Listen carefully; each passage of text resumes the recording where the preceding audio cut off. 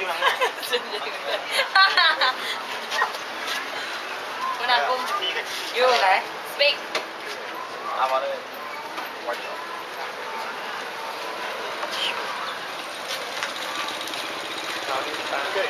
จับปิ้น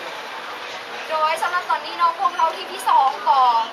สำเร็จเสร็จสิ้นภารกิจที่2กันแล้ว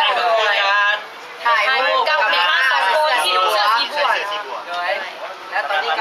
เรากำลังจะเริ่มภารกิจที่3แล้วเป็นยังพูดว่าภารกิจที่3นั้นจะไม่อย่างกำลังจะจบสลายรู้สึกตื่นเต้นหรอ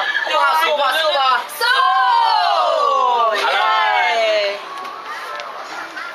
เบิ่งดูเนาะมันภารกิจที่3เขาจะเป็นอย่างแทนถ่ายรูปคู่กับสินค้าแบรนด์ซุปไก่สู้ไปเลยไปจะเข้าไปไหนเลย